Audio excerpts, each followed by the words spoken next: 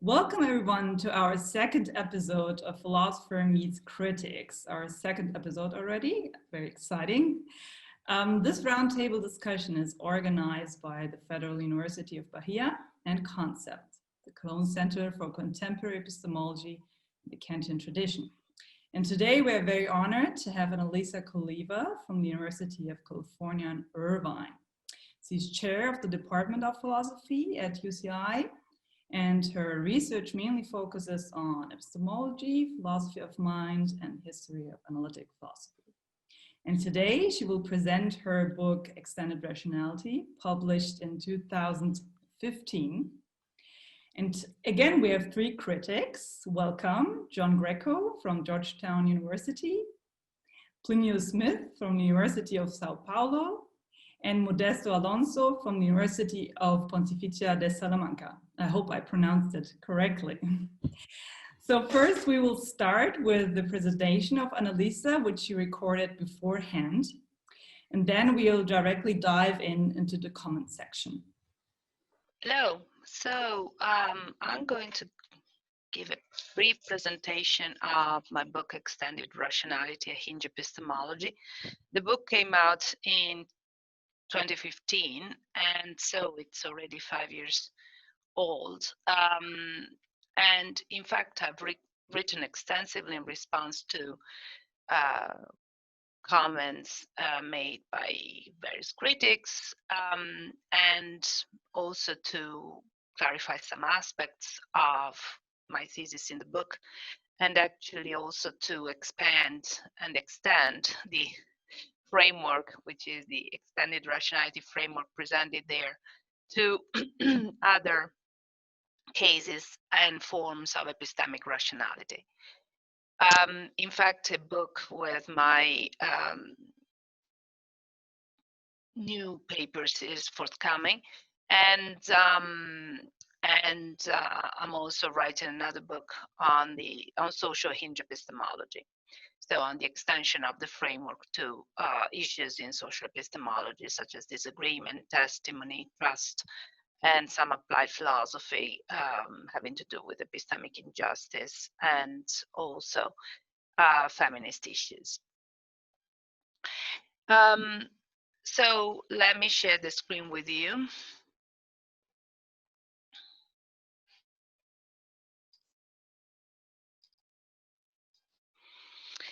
So very quickly, to give an overview, the starting point of my views in epistemology is this conception of perceptual justification, which I call the moderate conception of perceptual justification. I'm first and foremost interested in justification rather than knowledge. I think that this is due mostly to the fact that I was always interested in the problem of skepticism, which it seems to me arises mainly as a problem in which we are asked to provide reasons, justifications for our deep-seated beliefs about, for instance, the existence of an external world, or in other cases, the existence of other minds and so on. So what is this account, moderate account? It's a kind of midway path between two different accounts of perceptual justification. One is the liberal account, the other one is the conservative account. And I think that, for instance, Jim Pryor has been the main proponent of the liberal account, whereas Crispin Wright, for instance, is the main contemporary proponent of the conservative account. So according to liberals, a belief about specific material objects that feel like here's a hand is perceptually justified if and only if absent defeaters one has the appropriate course of experience. So you have to have this kind of experience as of a hand in front of you, and if you don't have defeaters, that is enough to justify your belief, here's my hand.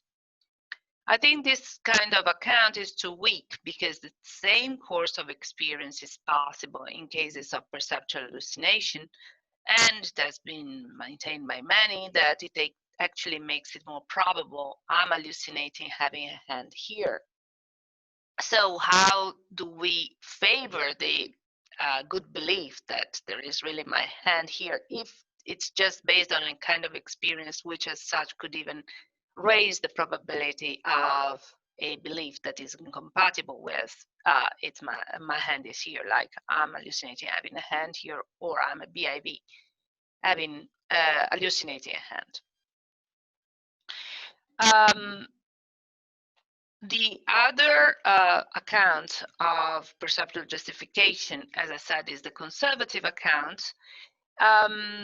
It has it that a belief about specific material objects that P is perceptually justified if and only if absent the features. Not only does one have the appropriate course of experience, but one is also justified in assuming that there is an external world and possibly other general propositions such as my sense organs work mostly reliably, I'm not the victim of massive cognitive deception, I'm not a BIV, and so on. I think that this account definitely corrects the problem with the liberal account, but it's too strong because it requires a justification for these heavyweight assumptions, as Trotsky used to call them, such as that there are physical objects, that our organs are working mostly reliably, and so on. And here I don't have time to talk about that, but it's definitely very difficult to provide such a justification for these heavy weight assumptions. If we choose to go down kind of Morian path where we try to derive a justification for there is an external world from an argument that starts with the justified premise, here's my hands, then on this account we are actually entitled to have a justification for the premise only as much as we already have a justification for the conclusion. So the argument would be circular and could not provide a justification to believe that there is an external world. And if we go down an a priori path and try to justify there is an external world a priori, this proves incredibly difficult and, to the best of my knowledge, no satisfactory a priori justification for that belief has ever been provided. So the moderate account, as I said, is a midway path. It has it that a belief about specific material objects that P is perceptually justified if and only if absent the features, one has the appropriate course of experience, and it is assumed that there is an external world. So we need the assumption that we are in the good case scenario in which we are actually interacting with physical objects, we are not BIVs, and our sense organs are working reliably, at least most of the time. But that assumption need not be further justified. That allows us, on the one hand, to avoid the problems that beset the liberal account, and on the other hand, to avoid the problem of providing justification for there is an external world and similar beliefs. That is the problem that afflicts conservative accounts. I call these heavyweight assumptions hinges. And my hinges differ from Wittgenstein's in as much as they are very general propositions, which are those and only those that allow us to surpass our cognitive locality. That is, that allow us to bring our experiences to bear onto beliefs about physical objects that are taken to exist independently of our minds. Similar things could be said about other kinds of hinges that allow us to surpass our cognitive locality and, for instance, talk about other people's minds, but I will not go into that. And to assume that there is an external world at the propositional level, at the level of propositional justification, means the following: that the proposition in question, namely, there is an external world, figures among the ingredients of a propositional justification for empirical beliefs in the abstract space of reason. So it's not something that needs to be entertained by subjects. Nevertheless, when asked to provide a justification for our ordinary empirical beliefs, we can, if we have the conceptual repertoire, appeal to that assumption. And that's what we normally do, not only as philosophers, but also, I think, as adult human beings if challenged. Now, I think that moderates are legion, if we look at the history of philosophy a little bit at least. So naturalists in various fashions, such as Hume in some moods, and Wittgenstein are moderates, so they allow for the possibility that there be justifications for ordinary empirical beliefs, but they certainly do not require that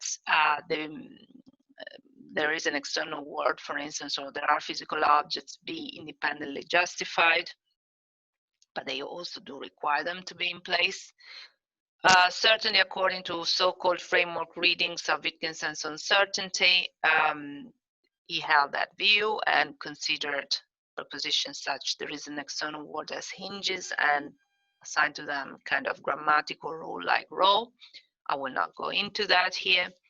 Pragmatists such as Peirce have this view as well, and at most they provide pragmatic justifications for these hinges or heavyweight assumptions, but certainly they don't require epistemic justifications for them to be correctly assumed. I think that all these views are interesting as much as they show that the moderate position has been held by many, and it's even held today, I think, by Ernie Souza, for instance, in his most recent writings, although he has a kind of externalist virtue theoretic framework in which this moderate position, as I call it, is embedded. But I think that these positions that I've listed here on the slide are weak in the sense that they don't have a response to the skeptical challenge, because it remains that for skeptics of a human persuasion in particular, we are entitled to assume that there is an external world just as much, just insofar as we have a justification for that belief. So what do we respond to that challenge? How do we respond to that challenge? None of these views responds to that and really bites the bullet and says that it's just part of our nature to do so. It's part of, at most we have pragmatic justifications, but they don't meet the human skeptical challenge. They don't confront it, as it were, either directly or indirectly, as we will see. Before going back to how I develop an answer to that kind of skeptical challenge, let me point out a few important consequences of my view. First of all, I identify a new kind of transmission failure, according to which an argument such as Moore's argument fails to transmit warrant or justification from its premises to the conclusion, just in case its conclusion needs to be assumed in order to have a justification for its premises. So here the idea is that even if a justification for there is an external world is not required in order for you to justifiably believe here's my hand based on your current visual experience as of a hand, the argument that goes from here's my hand to there is an external world is question begging, circular, or exhibits transmission failure, because its assumption, its conclusion needs to be assumed in order for you to have a justification for its premises in the first place. For connoisseurs of the literature on transmission failure, this is a slightly different account of transmission failure from Crispin Wright's. I don't think the two accounts are in opposition to one another. They actually complement one another, but mine is more interesting and philosophically important because it really targets philosophical relevant arguments such as Moore's argument and others that may exhibit a similar form, where in the end we have heavyweight assumptions as conclusions. It also follows that we see that there are exceptions to the closure principle, because it's perfectly possible, given the moderate account of perceptual justification, to have a justification for here's my hand. We know that if there is my hand here, then there is an external world, and yet we don't have knowledge or justification for the conclusion. So there are cases in which the closure principle fails. And typically philosophers react by saying, oh, if you deny closure, then terrible things are going to happen to you. But actually, you know, most logical principles, doesn't matter which kind of logic you are considering, admit of exceptions or need to be applied in a restricted domain. So even modus ponens for some people can only be applied in certain domains, and so for double negation elimination or even the principle of non-contradiction. So really what I'm saying is not that closure doesn't hold, but I'm saying that while it holds for cases in which the conclusion is not an heavyweight assumption, namely something that we need to assume in order to have a justification for the premises, it doesn't hold when that is the case, namely when the assumption of the conclusion is needed in order to have a justification for the premises. So what I'm actually saying is only that the domain of application of the closure principle is restricted, not that closure doesn't hold at all. And you know, just for, since we are in this kind of situation where there are people interested for sharing in virtue epistemology, actually Ernest Sosa in his latest writings reaches a very similar conclusion. So this just summarizes what I've just said. And then let's move on quickly to the Humean skeptical challenge. As I see it, it consists of two separate or challenges that we, or at least challenges that we can separate and respond to differently. The first challenge says that since no epistemic justification for our basic beliefs or hinges or heavyweight assumptions can be obtained, then they are not epistemically rationally held. They are held simply because of our psychological constitution or for other non-epistemic factors such as pragmatic factors, broadly understood, which make it natural for us in virtue of our animal nature or of our acquired second nature to hold on to these assumptions. The second challenge is that if these heavyweight assumptions are not epistemically justified, then ordinary empirical beliefs are not epistemically justified either.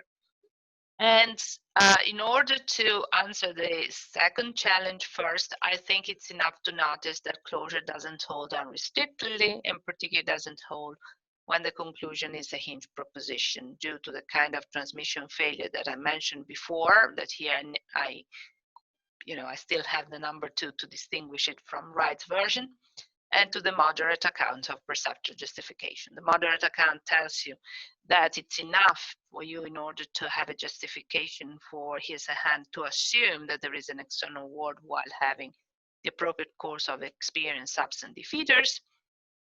So we can definitely have a justification for here's a hand. And then since closure doesn't hold, even if, at least in these cases, even if we don't have a justification for there is an external world, that doesn't mean that we would end up having no justification for the first premise by contraposing on this argument. So I think that we can definitely respond to that challenge. Some people that are versed in the history of modern philosophy told me that actually Hume himself didn't think that ordinary empirical beliefs would end up being unjustified. I don't have the required knowledge to assess that claim, but if you're interested in the history of philosophy, you can look more into that. But I definitely think that my own version of Hinge Epistemology can respond to that kind of problem. What then is needed is a response to the first challenge, namely the challenge that says that if you don't have an epistemic justification for these hinge assumptions, then they are not rationally held. And in a sense, they may even be arbitrary.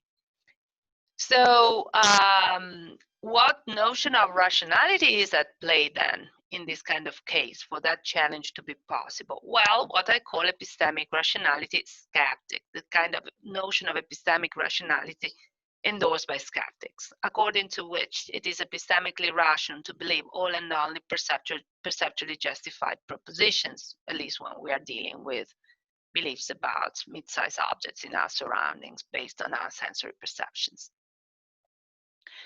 To that notion of epistemic rationality, I oppose the notion of extended rationality, according to which it is epistemically rational to believe perceptually justified propositions such as is my hand based on our current sensory experience, and to accept those unjustifiable assumptions that make the acquisition of perceptual justifications possible in the first place and are therefore constitutive of epistemic rationality. So if I'm correct in my analysis of the structure of perceptual justification, that kind of justification is only possible insofar as certain assumptions are made. So they are constitutive of epistemic rationality, because without making them, we couldn't provide any epistemic justification for any of our ordinary empirical beliefs. And what I'm saying is that while we may not have justifications for these heavyweight assumptions, they are constitutive of epistemic rationality, and for that reason, they fall within epistemic rationality itself. To exclude them from epistemic rationality, which is what skeptics are doing here, since they are basically confining themselves to the first half of this definition, is a mistake. And to see why it is a mistake, I think it's useful to think about the following analogy with games. Games consist and are identified and individuated by the moves that you can make within them and their rules, their constitutive rules. So, it's the constitutive rule of soccer that if you under certain conditions, kick the ball into the goal of your opponent's team, your opponents, then you have scored for your team. If you change that rule, then soccer would inevitably be different. And one could even say that it wouldn't be soccer anymore. Now, it would be, I think, outrageous to say that these kind of constitutive rules are not part of the game, even if they are not moves in the game, of course. They are so much part of the game that without them, the game would not even exist, or wouldn't be the game it is. Similarly, I think that the assumptions which make it possible for us to have the basic practice or method of acquiring epistemic justifications for ordinary empirical beliefs are part of this kind of practice and game. They are constitutive of it, and we should not exclude them from it. So, since epistemic rationality, the very notion of epistemic rationality is not something, in my view, that comes, it's written in stone. I don't believe in absolute, in the etymological sense of being mind-independent truths about, concepts like epistemic rationality. I think they are grounded in our practices that have developed for whatever reason, but that is part of their genealogy, and history is not part of their justification. I think that once we realize that this practice is possible only thanks to these basic assumptions that are therefore constitutive of it, we are required and in fact mandated to make these assumptions for epistemic rationality to be possible. And so I think that epistemic rationality extends beyond perceptually justified beliefs to those assumptions that make the acquisition of those very beliefs possible in the first place. So epistemic rationality, properly understood, actually mandates the assumption of these background presuppositions, which are constitutive of it. And this obviously is against skepticism, because, or the challenge, the second kind of challenge or actually first in my original numbering, that we saw in Humean skepticism. These are not arbitrary assumptions. These are not assumptions that fall outside the remit of epistemic rationality either. They are within epistemic rationality and actually mandated by epistemic rationality itself, and are also something to which skeptics themselves are committed, because they are, at least at this point in the dialectic, they are allowing for the fact that, and the possibility that we have epistemic justifications for our ordinary empirical beliefs, such as here's my hand. So in as much as they allow for that, they are actually, however, inadvertently committed to these assumptions, and that's what I'm basically claiming. So just to be clear, an epistemic rational mandate is not a justification. So we are not providing anything that supports the truth of there is an external world. In that sense, it's not a justification. It's not a right style entitlement for reasons that I explore in the book, and I don't have time to develop here. It's just what we are mandated or required to do by epistemic rationality itself, once we understand what epistemic rationality is and how it works and what makes it possible. See, all this kind of philosophical argument that I've been giving gives us an a priori justification, not to believe the truth of the proposition there is an external world, but to believe the truth of, or to believe that it's true, a different kind of proposition, namely, it is epistemically rational to assume that there is an external world, even though we have no epistemic justification for that proposition. There is an external world. So here is a chart in which I map the various positions. For skeptics, there is an external world is not justifiable, evidentially or otherwise. And so it's actually not rational. On a different account of epistemic, on a different account of perceptual justification, we have it that it is epistemically justified through something like Moore's proof, according to right style response, conservatism, and response to skepticism. We have a non-evidential justification or warrant for such a proposition. And on my view, this proposition is not justified epistemically, evidentially or otherwise, but it's nevertheless part of epistemic rationality. So probably, in this chart, the one that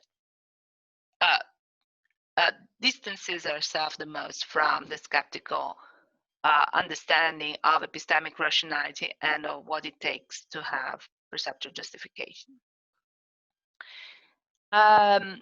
The kind of response that I'm giving to skepticism is not a direct response. A direct response would exhibit perceptual justifications, or at least evidential justifications, or maybe even a priori justifications for the belief that there is an external world. It belongs to the kind of so-called indirect responses to skepticism.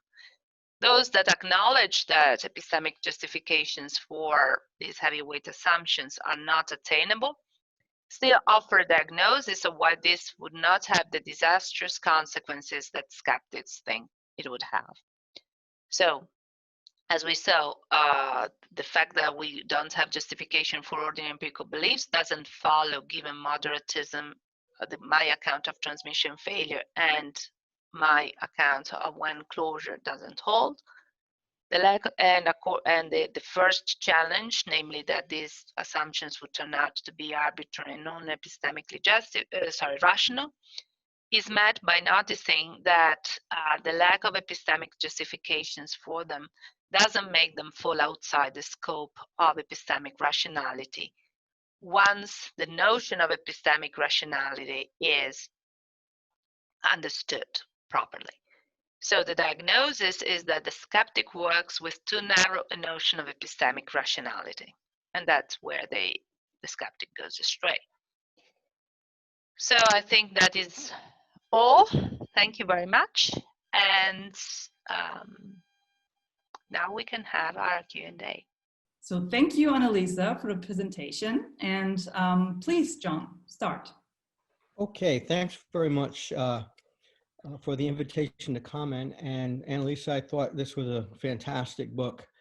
I thought it was one of the best things I've ever read on skepticism. And I've read a lot on skepticism, so that's really saying something. I really appreciated the clarity of the book. I really appreciated the thoroughness in which you looked at these issues, how you bring a kind of Wittgensteinian approach, broadly conceived, to these issues, and then engage that with contemporary stuff from especially Crispin Wright and Jim Pryor. So all of that was extremely helpful, extremely useful, and I really appreciate the book. So to go to my comments, I will share my screen. Okay, so I have, I'm gonna focus on 3 issues for you.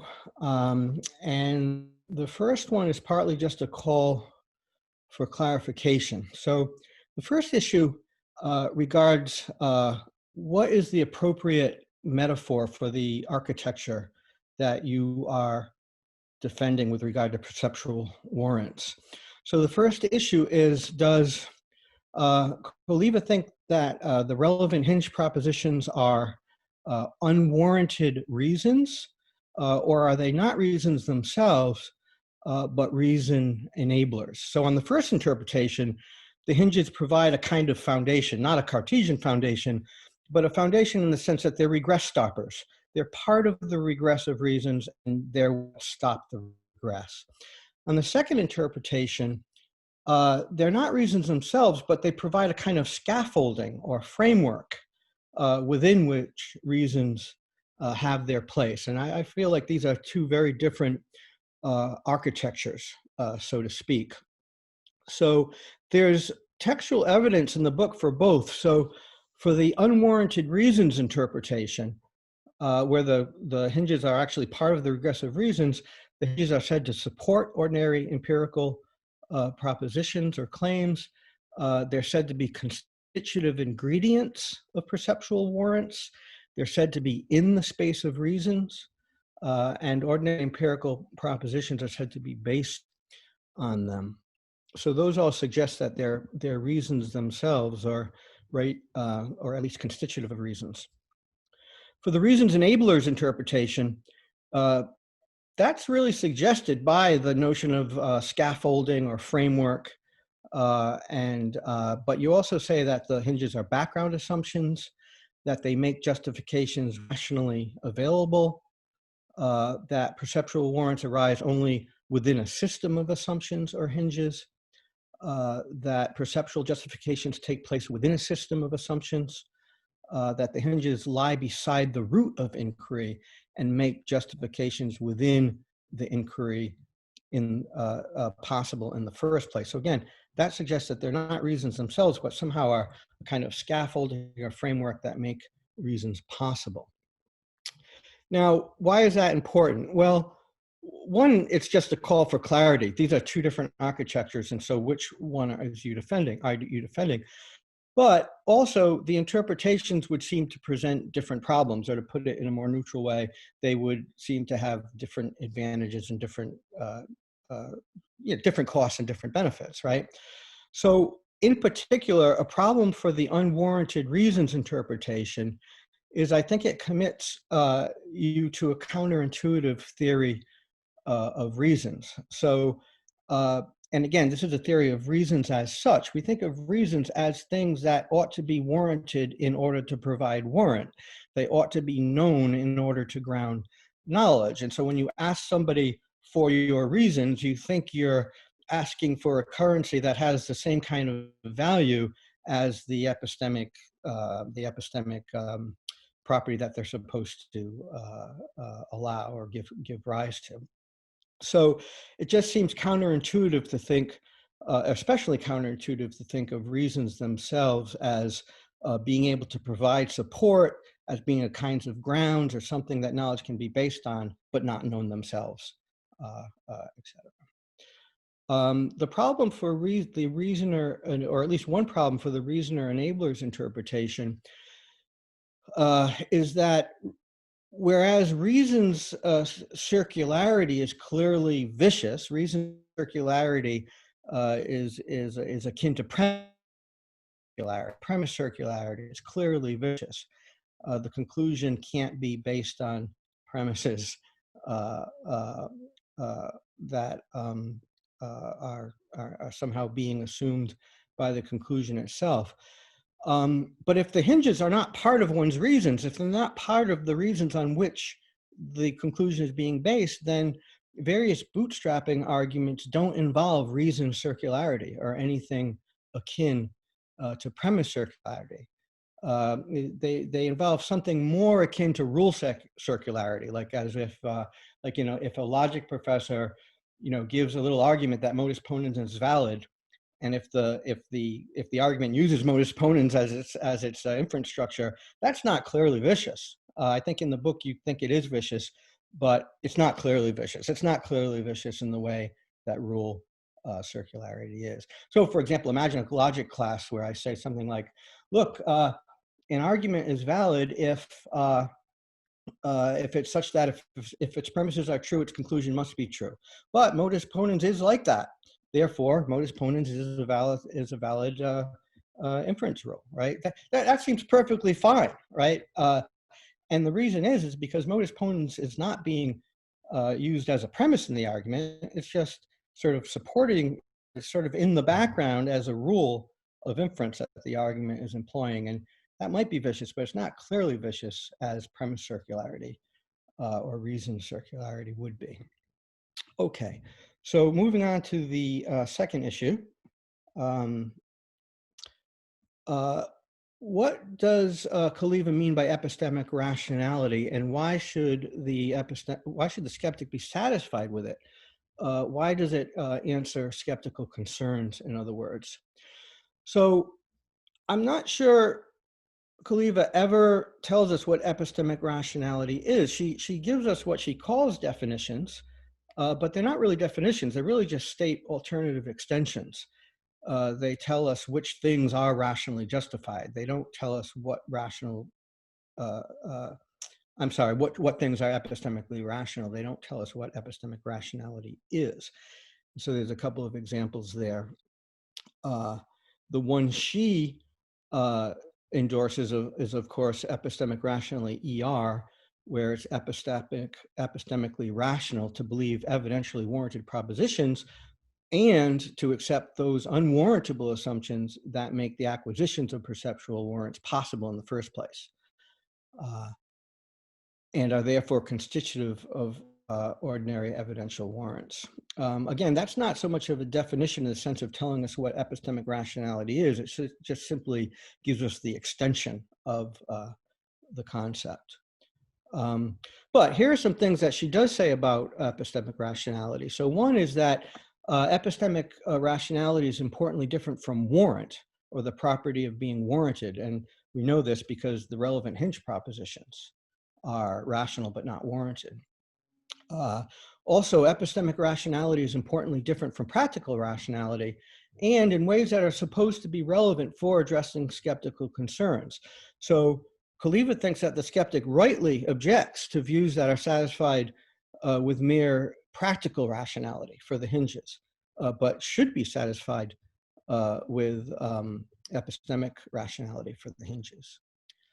But also we know from what she says that neither epistemic rationality nor practical rationality is truth indicating. In her words, they don't speak to the truth of the proposition or belief, although warrant is truth indicating. So we're left then with the question, why should the skeptic be dissatisfied with practical rationality, but satisfied with epistemic rationality? Why does epistemic rationality answer skeptical concerns in a way that practical rationality does not? The problem with practical rationality was that it is not truth indicating, but neither is epistemic rationality truth indicating. And we could ask the same question about Wright's entitlements. I think her main objection against Wright type entitlements was that they don't speak to the truth, ultimately don't speak to the truth of propositions. But again, neither does epistemic rationality. So what's the difference? Okay, finally, let me just see how I'm doing on time here. I'm not doing great on time, so I'll just try to go through this quickly. And this is connected to the question of what is epistemic rationality supposed to be? Because if Coliva's strategy for extending rationality to the hinges is sound, why can't the same strategy extend warrant to the hinges? So I have a fairly long quote this is basically her essential strategy for extending rationality to the hinges. I won't read the quote. The idea, I think, is captured by this this last part. Well, let me read. In a broadly Wittgensteinian spirit, she says, I take it that the notion of epistemic rationality is shared by skeptics and non-skeptics alike, like many other notions, does not hang in the air, but depends on our practices. In particular, the notion of epistemic rationality depends on the basic practice or method of producing, assessing, and withdrawing from ordinary empirical beliefs, such as here is a hand, this wall is red, and so on. Now, if, as a Humean skeptic shows, that practice rests on assuming that there is an external world, that our sense organs are mostly working reliably, etc. If so, there seems to be no cogent reason to hold that they lie outside its scope. Indeed, their being constitutive of epistemic rationality suggests otherwise, and in particular, that they are a part of it, since they are its conditions or possibility. As we could put it, they are basically epistemically rational, since, while being epistemically unwarrantable, they are constitutive of epistemic rationality as itself. And so she concludes, hence a Humean skeptic is guilty of inferring that since our basic assumptions cannot be evidentially warranted, they are not epistemically rational, because he confines himself to too narrow a notion of epistemic rationality. It should include also what's constitutive of epistemic rationality itself, which would be the hinge propositions in some way or another. So now let's distinguish between warrant, in other words, the property of being warranted, and evidential warrants, meaning reasons or evidences or justifications. And now we can say this, and I won't read the whole thing, but basically what I've done is I've just substituted the notion of epistemic warrant for epistemic rationality. And now the idea would be, again, there seems to be no cogent reason to hold that the assumptions that are constitutive of epistemic warrant itself lie outside its scope. Indeed, their being constitutive of epistemic warrant suggests otherwise, and in particular, that they're a part of it, since they are conditions of its possibilities. As we could put it, they are basically epistemic warranted, while not being grounded in evidential warrants, they are constitutive of epistemic warrant itself. So again, the skeptic would now be guilty of confining himself to too narrow a notion of epistemic warrant. So my question isn't whether AC's strategy, whether Coliva's strategy for extending rationality to his works. I'll be neutral on that. I'll be agnostic about that. But the question I put into her is, if it does work, why wouldn't the analogous strategy not work to extend warrant to the hinges as well? And then I'll just end by noting that if the analogous strategy does work, then this would seem to vindicate conservatism over monetarism, because now you would have a rationale for saying that the hinges themselves are warranted in the basic way by virtue of being constitutive epistemic warrant, as opposed to being grounded in evidence, being grounded in evidential warrants. Okay, thanks. I'm sorry for taking a little bit extra time there. So thank you, John, for your very insightful comments, and also thank you for the praise of the book. I'm glad that you enjoyed it. And so let me take your questions in turn, and I'll have to be brief, obviously, and so probably I will not answer in full. First of all, you rightly ask about the architecture here of reasons. And I do think that hinges are not just reasons enablers. I think that you could perfectly well have a moderate architecture of justification or warrant while having these hinges or hinge assumptions as reasons enablers. I think that an externalist construal would likely do that insofar as the hinges would actually be taken to be conditions that obtain independently or with or what we think, believe, and go on about when we try to justify our beliefs. So in other words, they would be external to the space of reasons, maybe metaphysical conditions, things out there in the world that need to obtain in order for us to have justification whenever we go about justifying our ordinary empirical beliefs, like here's a hand based on our current experiences. That's not how I think of it. I think of hinges as within the space of reasons, but not themselves as reasons.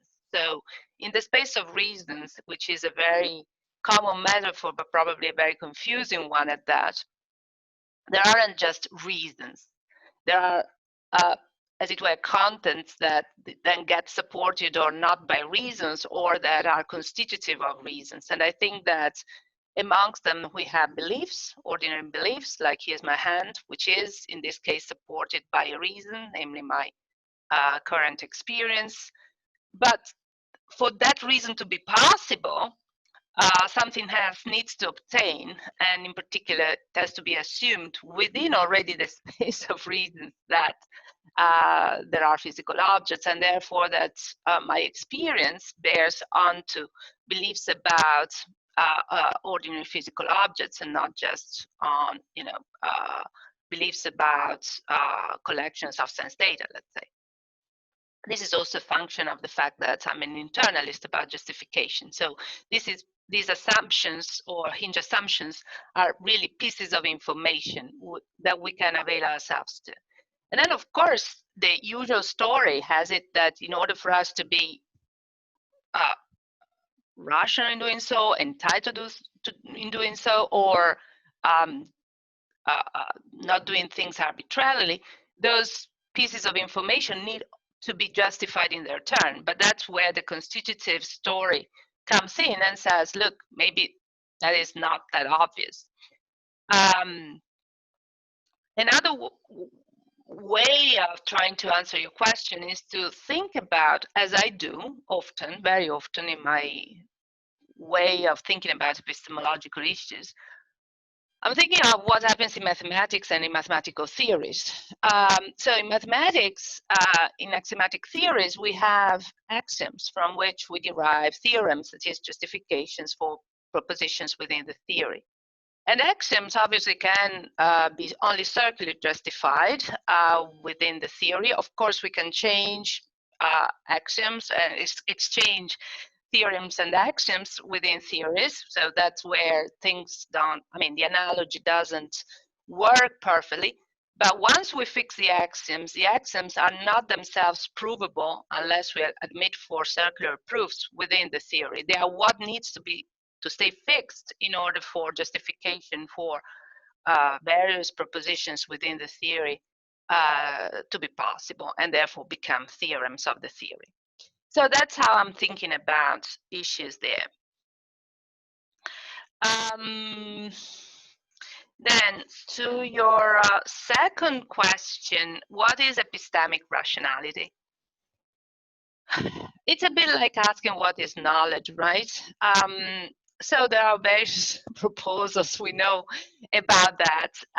And I honestly think that the number of theories of knowledge we have been witnessing throughout our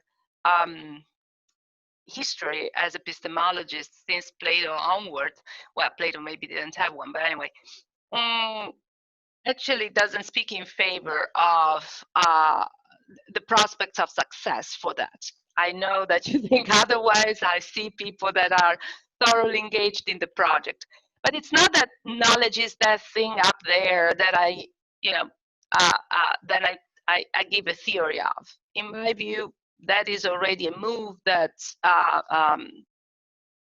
that actually creates a lot of problems. What I mean by epistemic rationality is really that there are practices of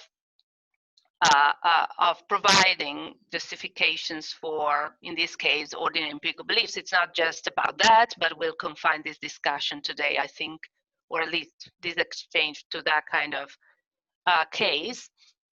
And yeah, you're right. I'm telling you, if you will, the extension of extended rationality, but because I don't have a theory of the thing in itself, I can tell you when I see it, well, you know, this is typically considered to be epistemically rational given our practices, namely whenever we have ordinary empirical beliefs and we offer reasons mostly based on perception, in this case, sometimes aided by instruments, but that is not really relevant. And that's what we rightly consider part of within the extension of epistemic rationality. And what happens in that case is that the reasons or warrants or justifications, I'm not going to draw subtle distinctions here, are actually speaking to the truth or boosting the, the probability, if you will, that the content of the belief be actually true. So in that sense, epistemic rationality is different from pragmatic rationality, which doesn't have this, doesn't speak to the truth of the content of beliefs. Now, this is the ordinary, most ordinary conception of epistemic rationality. I do think that that skeptics, Humean skeptics at least, at some point can be made to agree with me that there are many instances of beliefs, ordinary empirical beliefs, that are epistemically justified. But if so, then in my view, they also have to acknowledge that for those justifications to be possible, then some assumptions, Hinge assumptions particularly, that there is an external world and that our sense organs are mostly reliable, that we are not BIVs, etc., need to stay put. Otherwise, one of the constitutive ingredients of those very justifications would not be available to them, and we would just fall back into the liberal account with all the problems that I raised for that in the book. And then going to your third point, well, I think that hinges or hinge assumptions are constitutive ingredients of epistemic justification or warrant. And because they are constitutive of justifications and warrants, they are therefore constitutive of epistemic rationality. So something that is constitutive of a warrant or a justification is not by itself a warrant or a justification.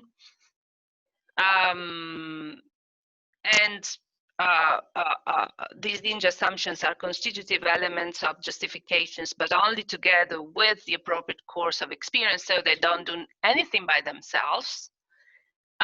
They need to be part of a more complex informational setting.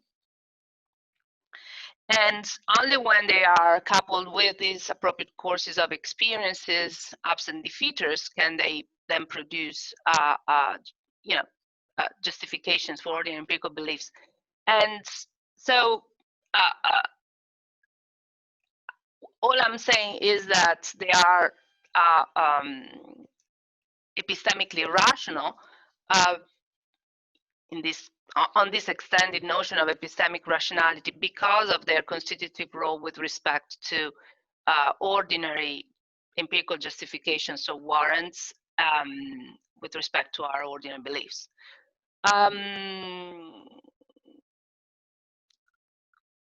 What I don't think you can do, or your attempt to vindicate the conservative position can do, is really the following, is to say that we can have warrants or justifications that are basically rational, epistemically rational, because there are certain properties here that I don't think can go together. A justification as such has to speak to the truth of the belief that it justifies, and the warrant has to do that. So it cannot be basically epistemically rational because assumptions by themselves do not speak to the truth of anything. They are just ingredients in this larger informational setting that, once the whole package is present, are going to support the truth of certain beliefs. So I'm not sure you can really make sense, at least within my framework, of the idea that there could be justifications or warrants that are basically epistemically rational. For me, it would be like, it would be kind of oxymoronic. And then I'll stop here, I think. Thank you, Annalisa. So now Plínio can continue. Okay, thank you very much. I would like to begin thanking Valdomiro, Sven, and the concept for the invitation. It's really a pleasure to be here discussing philosophy with you. And just like John, I would like to begin by saying that I find Annalisa's book a very rich book, very complex, well-structured, and it has a new proposal. And as she says, it's worth taking seriously as one of the important contender in this complex and exciting philosophical battlefield. I mean, I wrote many pages and different approaches, I think, because the book is rich and it deals with skepticism, which is my subject. I would like to spend half an hour at least talking, but I will try to say 10. I mean, the structure for perceptual justification that you propose in your moderate account has two elements or ingredients. On the one hand, experiences, on the other, hinges. So I will raise one or two questions concerning each element. First, concerning experiences. I mean, you are an internalist, you have an internalist view about justification. And what I want to ask is if this internalist view implies a certain conception of perception. It seems to me that you think it does. I mean, perception for you is a kind of subjective experience whose content is objective in a sense, but it does not imply that that perception is, let's use this metaphor, in touch with the external world. What I mean by this, I mean,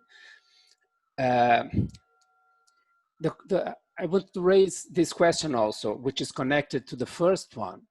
Why do we need hinges? I think we need hinges, in your view, because you have a certain conception of experience. The conception you have of perception as an experience raises the problem of cognitive locality, as you say. And in order to overcome this problem, we need hinges. Otherwise, experience will not will not allow us to justify belief that this hand is a physical object or an object out there and is not, I'm not dreaming my hand or hallucinating it. So we need hinges. But it seems to me that you need hinges because you impoverished the notion of perception. You know, perception is just something that happens in our minds or in a person who is a representation of something external. And even I think when you explain the content of perception by the end of chapter 1, it's not that when we think of S perceives that P, you explain that as S has an experience S of P. And now S of P must be interpreted.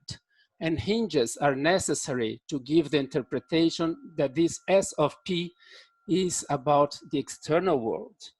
So perhaps it would be easier if we just rejected this conception of perception. So the question is, why, if internalism leads you to this conception of perception, why not give up internalism?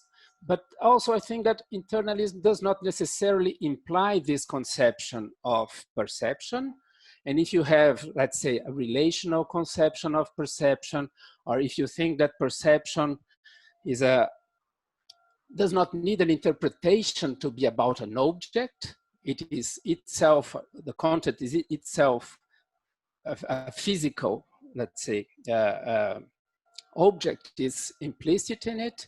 So perhaps you wouldn't need to postulate or posit or suppose that there are hinges. Now let's move. Let us suppose that there are hinges. So I would like to raise some questions also concerning the second element of the structure of perceptual justification according to the moderate view. I mean, these are just reactions. I think we would have to talk a lot because sometimes I think I didn't understand very well what you said, but sometimes I think I did. I mean, my first reaction was, which hinge propositions do we have to suppose or presuppose or assume or whatever, you know?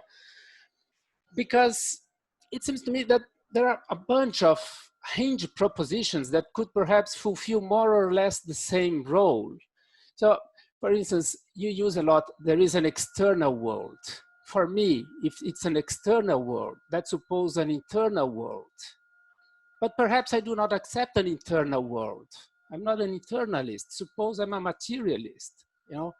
So it makes no sense. So it would be perhaps there is a world instead of an external world. Which hinge proposition do we have to assume?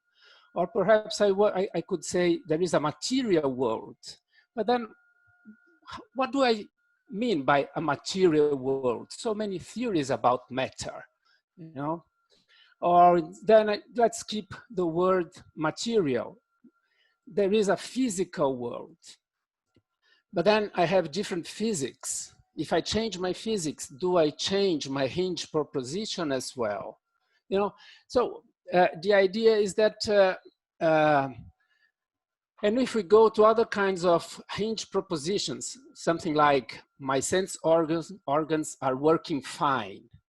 Well, I have to presuppose then as a hinge proposition, perhaps, there is no evil genius fooling me. Or perhaps I'm not being fooled by mad scientists. So it seems that for each skeptical scenario, for each kind of problem that can emerge, I would need a different hinge to cover all possibilities. So my point is, what's the content of a hinge proposition? External world seems to imply external-internal division. Material world seems to imply a material theory of matter and so on and so forth. So that's what is the identity or the meaning of a hinge proposition? It seems to me that you have to multiply them in order to avoid all the problems that could arise, you know, in order for them to fulfill their role of using evidence as a justification for something and direct, I would have to So that the second problem concerning hinges, I'm not controlling my time, so it's similar to what John said. It's about circularity. I'm not sure about that, but at some point around pages 134, 135, I had the feeling that you were falling into a kind of circularity, because it seemed to me that epistemic rationality demand hinges, okay? And on the other hand, you say that hinges constitute epistemic rationality. It seems that one needs the other one. So I'm not sure if there is a circularity. Sometimes I think there is, sometimes there isn't. If there isn't circularity, I think there is no problem at all. And then it's because, as you emphasized a little while ago, that practices are important. So we begin with practices. So we have a starting point. But if there is circularity, then there can be no justification or warrant, because it is clearly vicious, as John said, if there is circularity. And I think you don't want to have warrant, but sometimes it seems that you do want. On precisely those pages, 134 and 5, you say that there is a kind of warrant, and this warrant is what allows you to reject skepticism once we're in possession of such a warrant. And you even say that it's an a priori warrant, you know?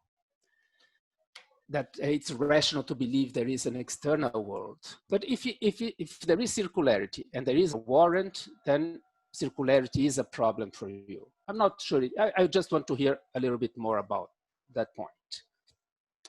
And the last issue is about your final solution to a new level of Cartesian doubt, which is concerning the truth of hinges. Because hinges for you are not just rules. They are not reason enablers, as you said. They also have a descriptive content. They are very general, but they have some empirical content. So it makes sense to talk about their truth. So if they are unwarranted and unwarrantable, they may be false for all we know. And so you argue, I think, I mean, it's very coherent in your position to argue that there is some truth about hinge propositions. And then you say that the problem with skepticism is that the source of skepticism is that is this robust notion of truth. And then your solution is to defend an anti-realist notion of truth. So it's a little bit like John said. Would a skeptic feel that he is refuted by someone who solves a skeptical problem has to adhere to an anti-realist notion of truth, that in the end, the truth is not about an independent world, but someone, you know, it's, so that's, and yeah, I will leave some more for discussion. I think the question is clear about truth and hinges. So yeah, that's it. Thanks for listening. And Thank you very much. Thank you, Plínio.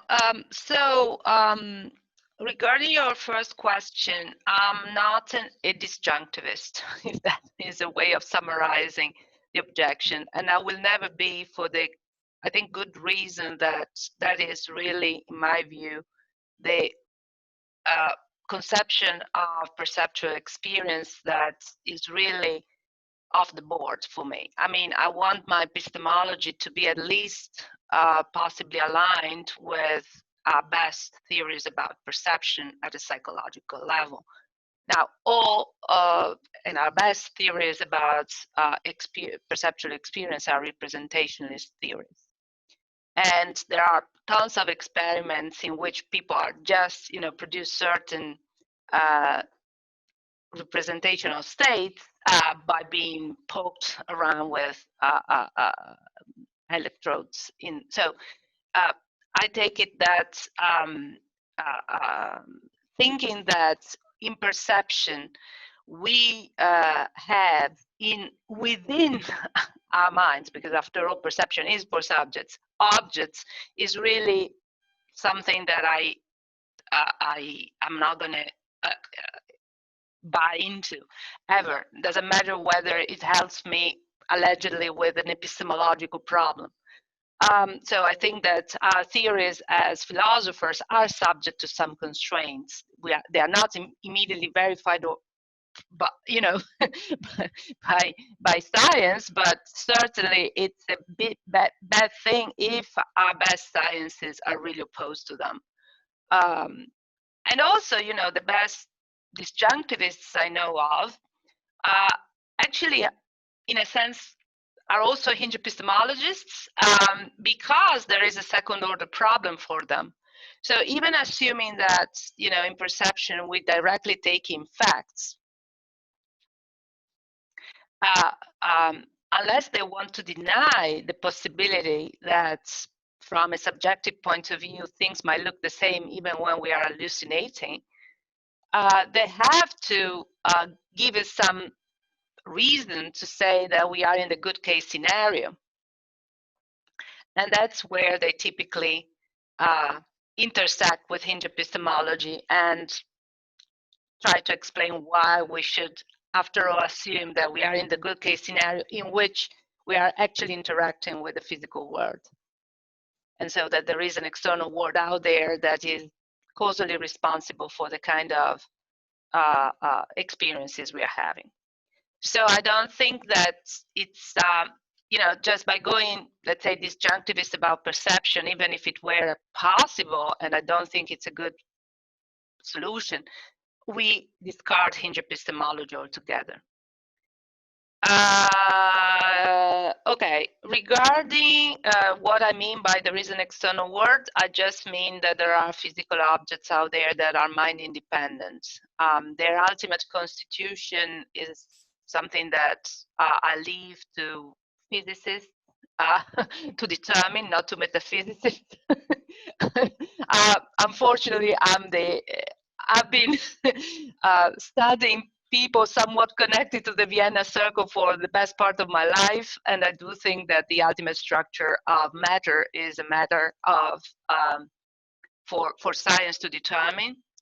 I'm also, my mom was a theoretical physicist, so I was raised in that kind of mind setting, and unfortunately I can't really strip it off. And the other thing I want to say is that about epistemic rationality and the problem of circularity, I think there is a ton of a difference between the proposition there is an external world that affirms the existence of mind-independent objects and the proposition that says it's rational to believe that there is an external world that affirms something about, let's say, the epistemic credentials of a certain belief or assumption, more specifically. So what I provide in the book with a kind of arguments in favor of constitutivism are indeed a priori arguments that speak to the truth of the latter proposition, the one that says it's rational to believe or to assume that there is an external world. I don't think that I'm thereby providing a warrant or a justification or anything that speaks to the truth of the proposition there is an external world. I think that Crispin Wright makes that conflation and therefore thinks that he has provided some kind of warrant, even though then it's, but then they are non-evidential warrants, but then they don't really speak to the truth, but then why call them warrants? For the proposition there is an external world. How many hinges are there, or should we assume? I think that in this realm we should be as general as possible. So, we can multiply skeptical hypotheses beyond necessity and it gets more and more complicated. Anything that would entail that we are not, we are cognitively disconnected from reality, if that is sufficiently general as a formulation, comprising demons, matrices, whatever have you, is fine by me. So I'm not terribly worried about that. What I'm more worried, if you will, is what you mentioned in your last question regarding my indeed very indirect strategy against skepticism. And maybe that allows me to say something about John's comments as well that I might have left off before. As we all know, there are direct and indirect strategies of response to skepticism. The ones that are direct actually accept the terms of the debate as posed by the skeptic. So the skeptic is asking for epistemic or evidential reasons, or either a priori or of an empirical nature for certain assumptions. They work with a certain conception of truth. Maybe they don't make that explicit all the time, but I think it's important to unravel that at some point. And my strategy of response is definitely an indirect strategy of response, because I'm not really responding on their terms to skeptics. With respect to the notion of epistemic rationality, I do think that once in the dialectic you allow me to think of Humean skeptics as ultimately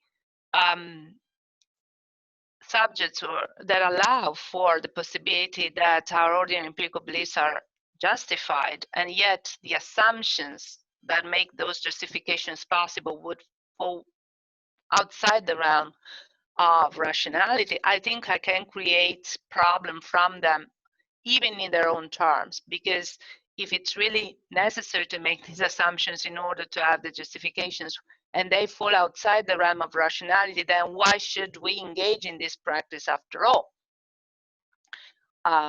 On my view, there is, if you will, what Dummett would have called harmony between the assumptions, because thanks to this extended notion of rationality, they are part of the epistemic rationality itself, and the ordinary empirical beliefs that are typically justified through our perceptions. So I think that I can say something to that, and provide some reasons for skeptics to be preoccupied by my line of response. When it comes to let's say more metaphysical issues about there is an external world and its truth,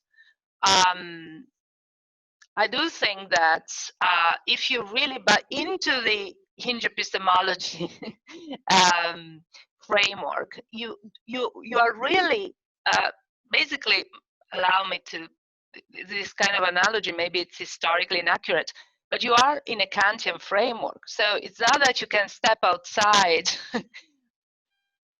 and see from the outside what is correct or isn't. You are within a system of assumptions that play this constitutive role with respect to reasons and justifications. So this idea of stepping back and measuring whether the assumptions match up with reality is an illusion. If we do that, we are already doing this within the framework of assumptions. And within that framework, we cannot justify them by appealing to considerations already within the system, because they are necessary. I mean, they are, that would be circular. So remember, my skeptic is someone that I must have convinced at some point to buy into the idea that we can be justified about ordinary empirical beliefs. And if they get to that point, then they are already buying into the Hinge epistemology framework. I think Hume could easily be made to fit this schema. And at that point, then I think that we are forced by considerations of theoretical integrity more than anything else to say that we can, we have to go minimalist about truth, in which case the reiteration of the question, oh, but is it really matching this reality that could be totally different from what we think it is, loses its bite. Is it an answer that is gonna make the skeptic happy on their own terms, initial terms? No, that's obviously not the case. But obviously there's also dialectic that maybe I should have made more explicit in the book, that actually tries to dismantle the position on which the original skeptic is resting.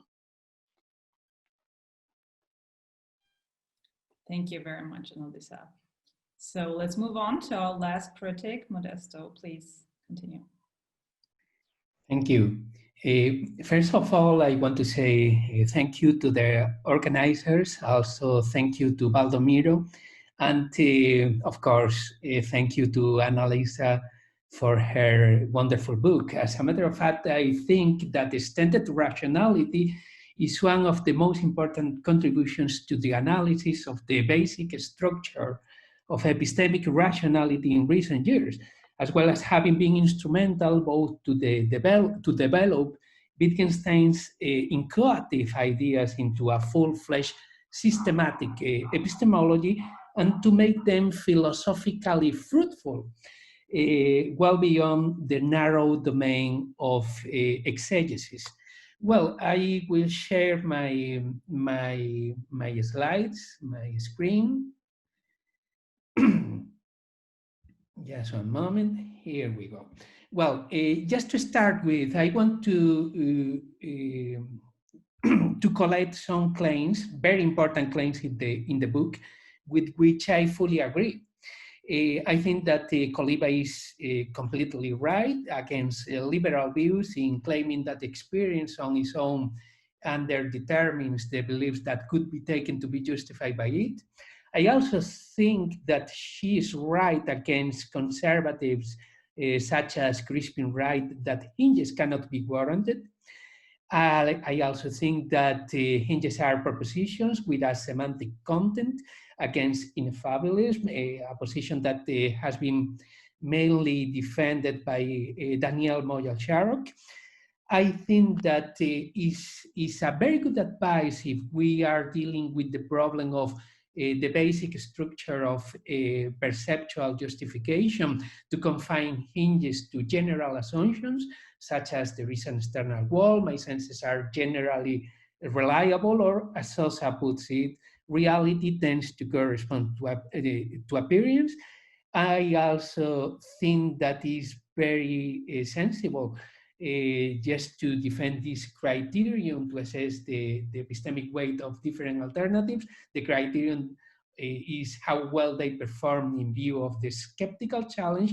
And of course, Coliva is, in my view, completely right in claiming that any form of naturalism would succumb to the skeptical challenge.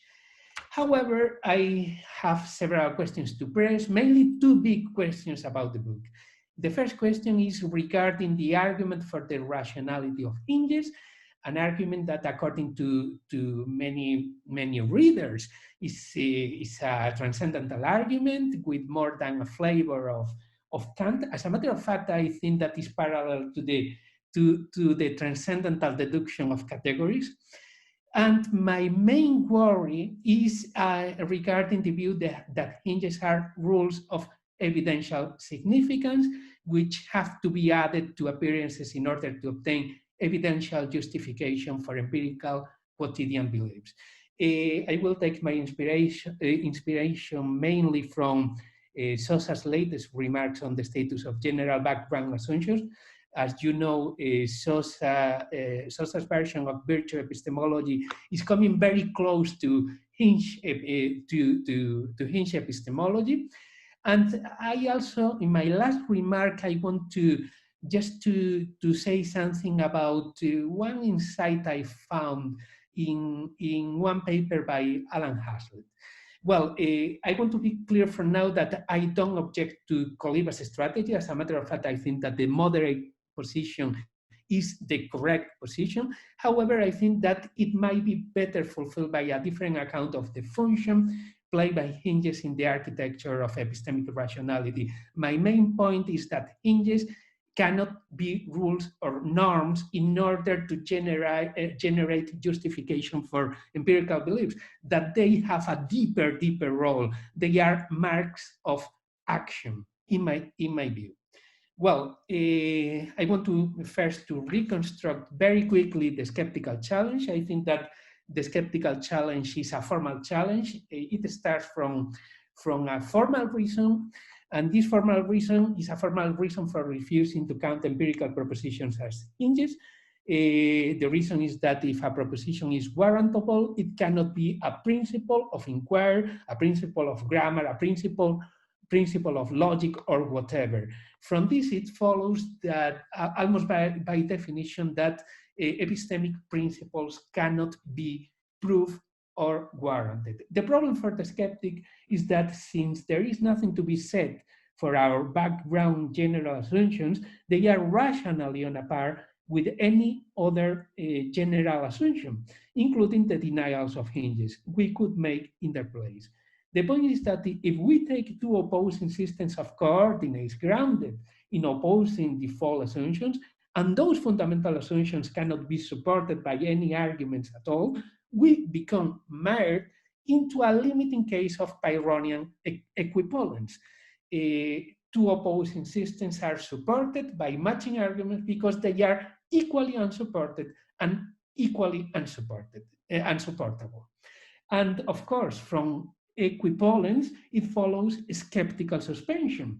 The problem is that breaking the stalemate of two equally strong incompatible views and thus breaking the paralysis of suspension would require an arbitrary belief in either side of the equivalence. Then this lands us straight into the Agrippa's trope of assumption or arbitrariness. The conclusion for the skeptic is that hinges are not rationally assumed and that this claim is entailed by their own logical nature. This is quickly the argument, in a nutshell, the argument.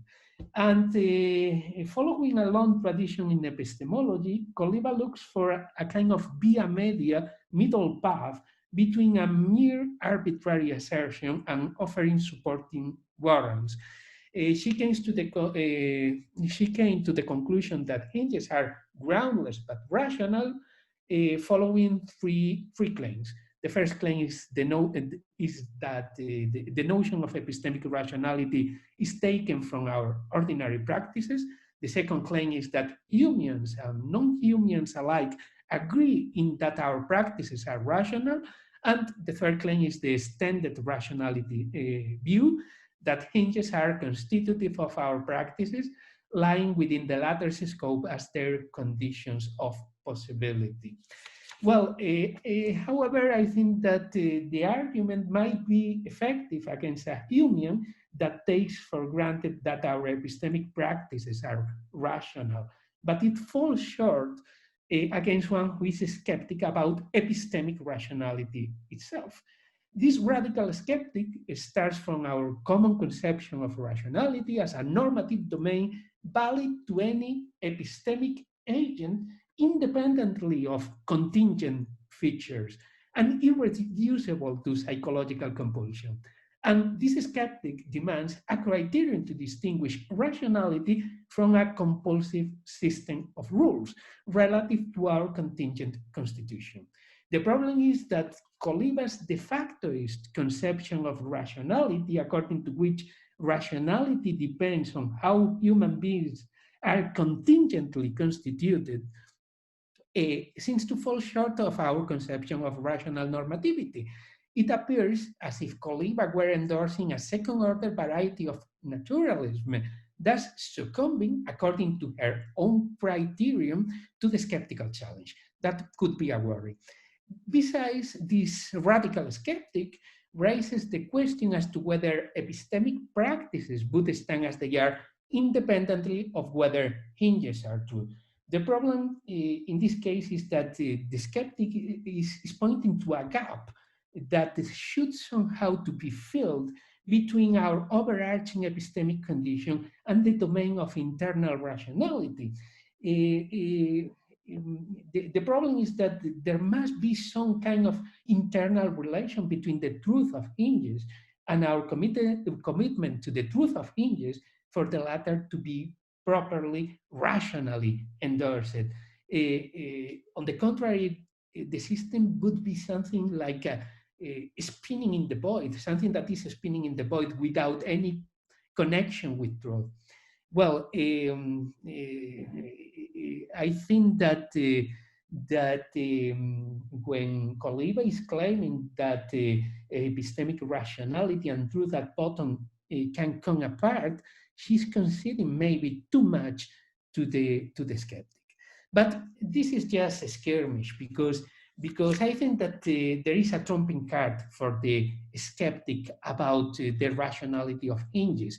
And this trumping card, as you know, there is no skeptical position. Skepticism is a strategy, and it's a parasitical strategy. It's a strategy that tries to take advantage of the strength of the dogmatic in order to defeat him.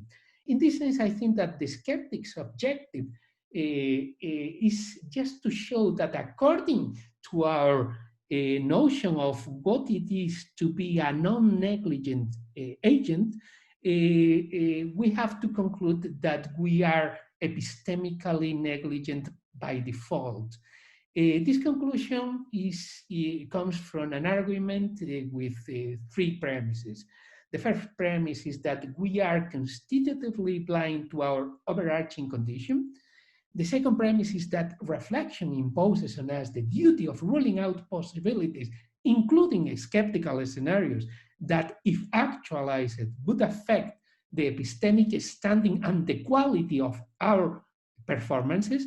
And the third premise is that, according to the skeptic, this duty is humanly impossible to meet, is a mandate of reason. The conclusion, of course, for the skeptic is that human epistemic performances fall short of the demands of rational reflection. And I think that this argument is really very serious. As a matter of fact, Sosa explores this argument, this possible argument on the part of a radical skeptic. And I want to explore very quickly also how Sosa addresses this radical problem. And I think that Sosa takes two approaches. The first one is just a skirmish, it's a preliminary approach. The first thing that Sosa does is just to remember that ought implies can, and then actions and projects that agents cannot perform don't impose duties on us. Therefore, agents are not guilty of epistemic negligence for bracketing away skeptical scenarios as irrelevant to our duties as epistemic performers. However, this is not enough. And then Sosa takes also a substantive approach. It consists in rejecting the skeptic's second premise. The second premise is the premise according to which, if global scenarios were actualized, they would affect the quality of our judgments. Well, according to Sosa, this is not correct. This is false, because according to Sosa, if actualized, global scenarios would cancel out genuine acts of deliberation, affirmation, or even doubt on the part of the agent. Global scenarios, according to Sosa, would be incompatible with judging, with thinking, independently of the epistemic quality of our judgments and beliefs. Take, for instance, the dreaming argument. All of the actions, decisions, and willful acts that happen in the dream, and because they are dreamed of, are cancelled out as real. That is, as things that one does or that are really happening to one while dreaming. The dreamer dreams of himself as thinking and acting, but he is only representing himself as thinking and acting without really being a performer and a cognizer. It is therefore as if the skeptic were adopting a passive and purely representational view of the human life and condition. The main objection to the skeptic is that he cannot really conceive of the dreaming world whose possibility he supposes, because he cannot conceive of himself as a thinker and a doubter in such a world. From this thesis, from this claim, it follows that global scenarios are not salient conditions that the agent must consider in order to perform rationally. Hinges are, otherwise, are not conditions for aptness at all.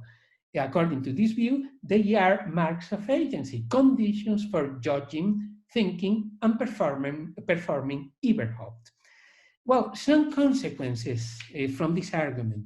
The first consequence is that the cogito and hinges about the external world are logically interrelated. There is a logical relation between the internal and the external, in the sense that we are, as reflective performers, within our rights to assume that hinges are as certain as agency is. The second consequence is that our epistemic practices depend on the truth of hinges and not only on our commitment to hinges. The third consequence is that the argument doesn't provide a warrant for hinges, since it does neither increase the likelihood of their truth nor rules it out global scenarios are as metaphysically impossible. However, bad news for Coliva's approach. On this view, hinges are epistemically idle regarding the epistemic stand of empirical beliefs. Being marks of action, they are not rules that guide us in the generation of justification for various kinds of empirical beliefs. And this creates a possible dilemma for Coliva.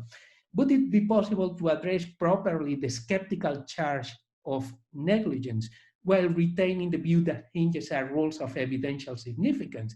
In my view, it's not possible.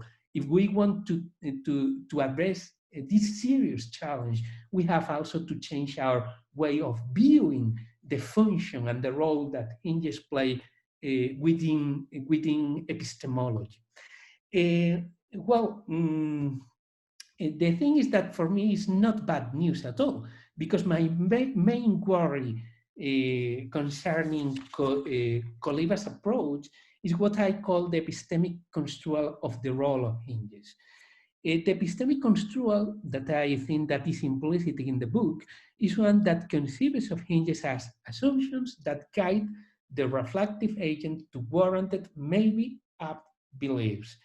The worry for me is, how can hinges play a normative role when they are too general and too indeterminate?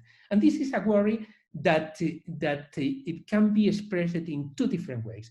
First way, there is the problem of the blanketing nature of hinges, which are so general as to leave in place gaps aplenty between them and the various specific beliefs that we hold about the world, and which would render all substantive beliefs presumptively justified.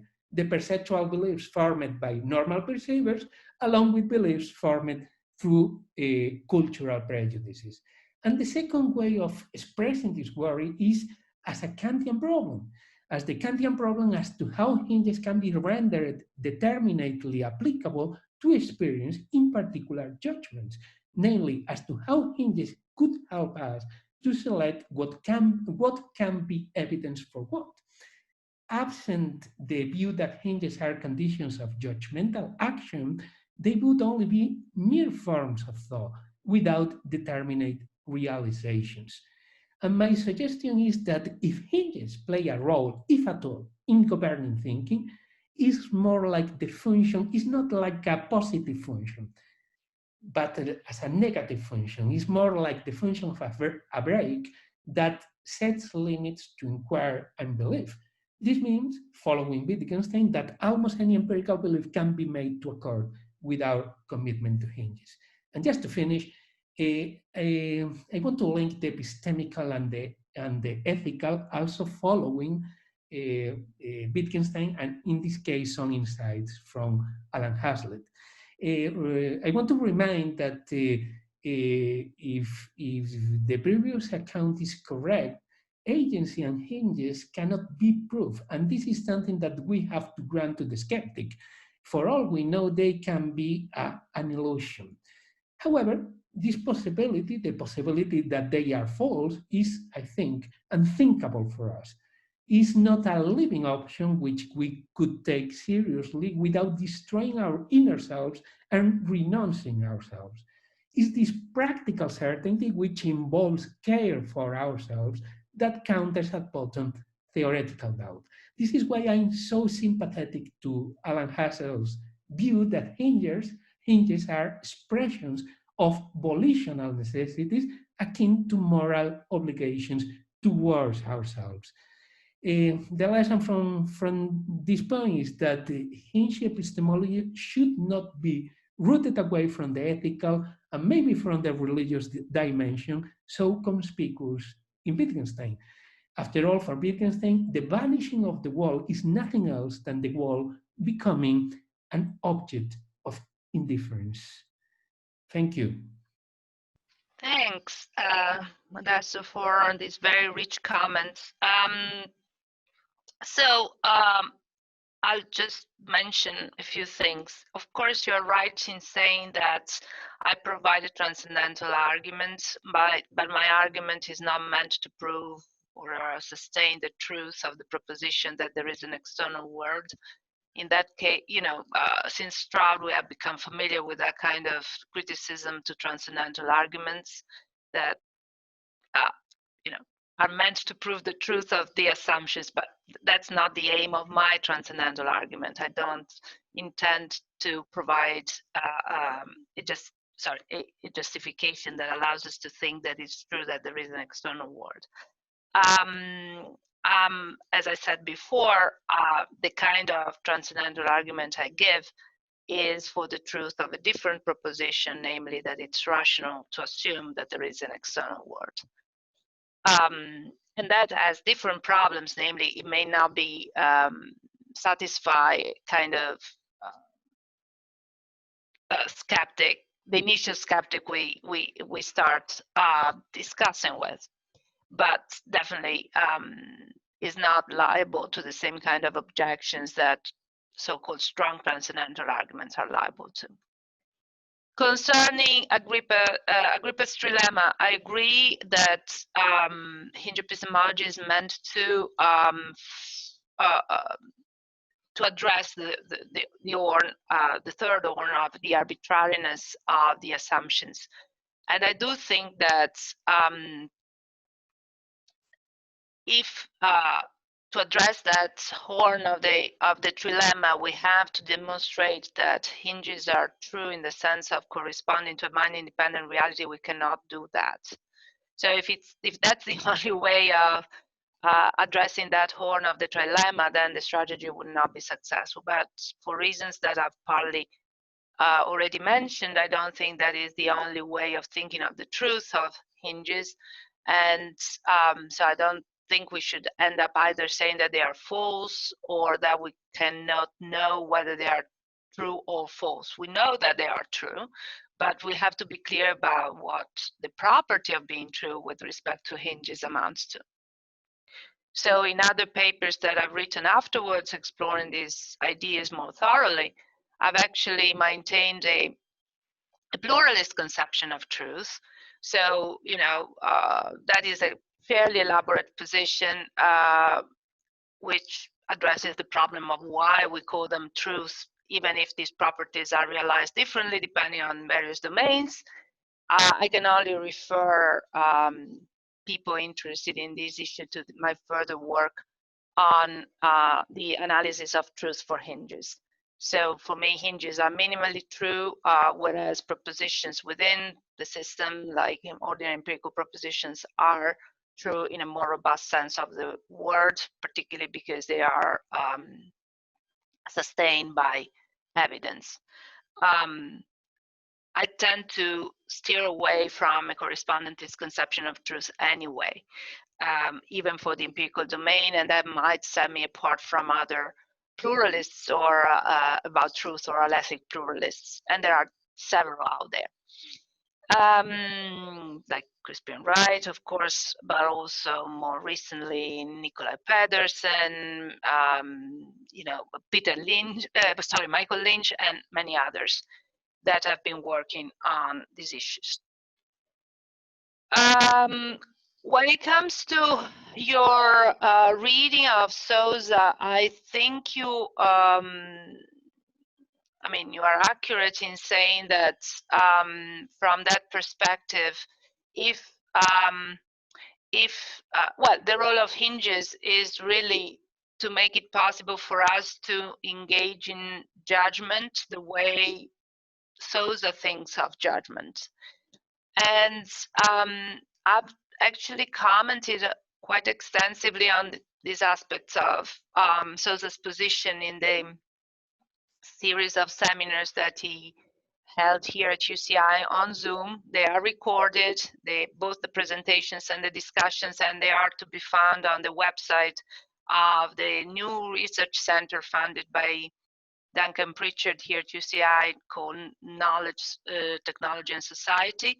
So I won't say much, but I've said more, and it is available for people that are interested in these issues.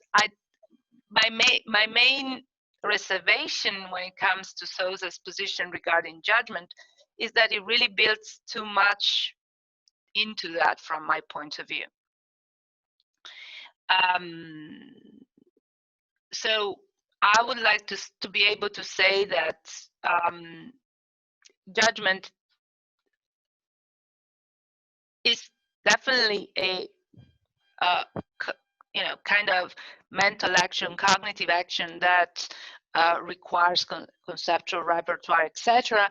But I'm not sure that I would like to build that much into the very notion of judgment, or as much as it does built into that, in particular that one has to have some kind of sensitivity to this kind of background conditions or hinges.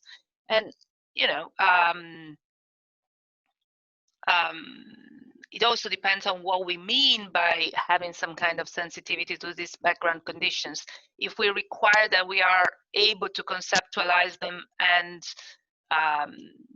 make judgments about them in turn, then I think that would, and Sousa seems to go in that direction, that would really require a lot from subjects in order to be able to make judgments.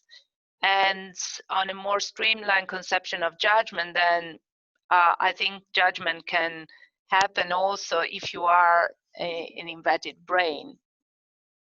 And there is another strand to these arguments in his more recent work that is very, in fact, Wittgensteinian, because it seems to be challenging the very intelligibility of this hypothesis, radically skeptical hypothesis.